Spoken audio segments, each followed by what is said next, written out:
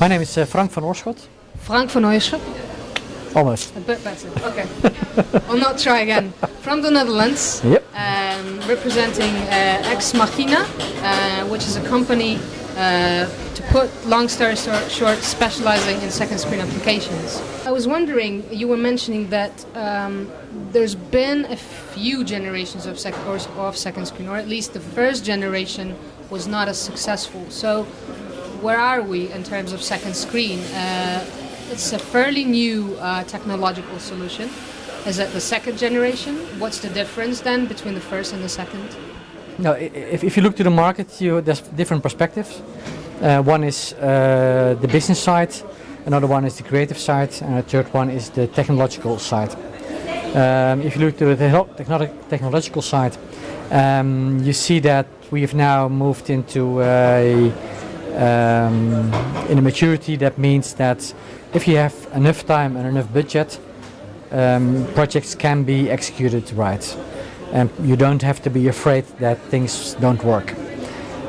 What happened, for example, with Million Second Quiz with NBC recently is probably because they did not have enough time. There were last minute changes. In the TV production that's no problem, but in second screen production that can be a problem. And there's a lot of small companies that have not a lot of experience, so they still will make mistakes. But the more mature and the bigger companies that are working internationally, they are now having a solid platform, solid technology, and it's not easy to make the big projects, but it's doable, and it's so not considered a risk. Issues, it's reached its early maturity, yeah. You might say, right? What about content-wise? If you look to concept, and then especially I look to concept and creativity, you see that more and more format developers are interested. I was happily surprised by the presentations and the feedback I got when I was doing a presentation at MIP Formats this spring, where you saw over the last years that people were a bit hesitant and a bit afraid of going into that direction. There was now a lot of interest, and a lot of people are looking for new ways, and really some innovative, smart new ideas came up. So that's a very positive development on that side. You see that there's also still a lot of things that are not really very well thought through, especially if people have like a generic second screen as a television production company, or as a broadcaster. In most cases, they don't always do the smart things with it. Sometimes they don't really have the experience to do the right things, but they think they need to do something because they thought, well, we need a second screen, and it ends up being a second screen that's not really adding any value, and that's not really executed well. Right. So the big international players, they now seem to get it. The local companies and the broadcasters are not mature yet in that area. You've mentioned there has been a lot of hesitation at the very beginning, and I was wondering how much does it have to do with the already checked monetization issues. So it might be that just second screen turned out to be successful. So is there any already checked, safe monetization model for second screen, or not yet?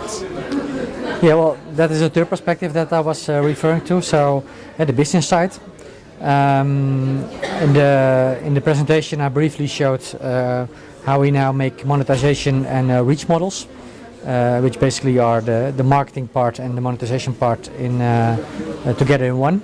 And we see that if we do that early in the process, and we have a production company and a broadcaster that's flexible and does not have too many legal restrictions, that we can always make a positive business case.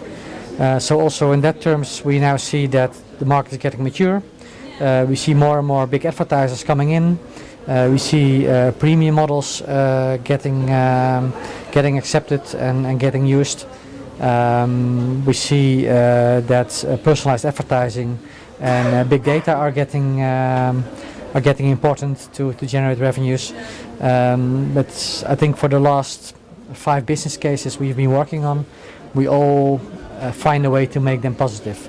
This will not say that it has been proven in reality, but as a broadcaster and as a production company and us together, we all have the feeling that it's gonna be a positive business case. Are you producing or developing projects worldwide or across Europe, or is it locally based?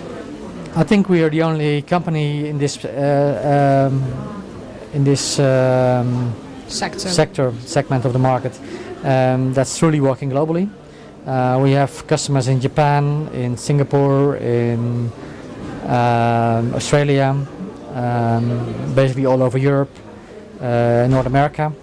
So first one in South America now. So actually only Africa is not there yet, but apart from that we work on a global scale now. Perfect. So you have quite a big range of different markets. Yeah, but we see that the products we do in outside of Europe and outside of the US, and then outside of the big territories in Europe, are all very small projects still. So it's really like 10, 20, 30, 40,000 euro projects, and in the US and in the bigger countries in Europe, we see that we do projects that are 100k up to 300-400k.